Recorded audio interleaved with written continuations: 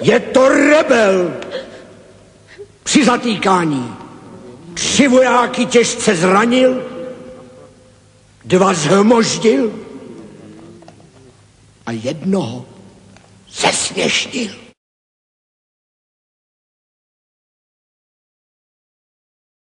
Budu se muset prostě víc snažit, budu muset víc běhat a podporovat kamarády. Tak rodiče říkali, že budu muset víc běhat, víc se snažit a dávat víc gólů, no. Jo, jsem rád. Hodně.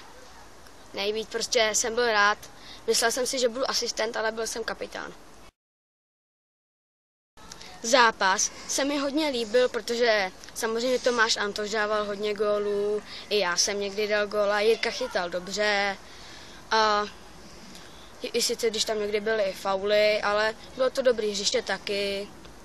Sice jsem byl poprvé nervózní, když jsem si šel podávat ruce, ale jinak to bylo dobrý. Pořád jsem si myslel, že je neděle, ale pak jsem si toto a bylo to, no nevadilo mi to až tak, ale bylo nepříjemné, že tam bylo málo hráčů.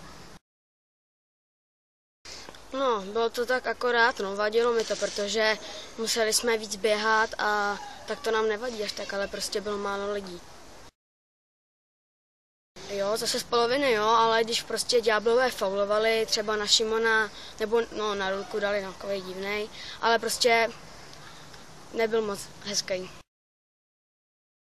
Si zkuste, to je to dobrý sport, naučíte se to a když se vám prostě nepovede první zápas, tak si nic nedělejte, mně se taky nepovede a podaří se vám třeba druhý zápas, prostě to pojďte.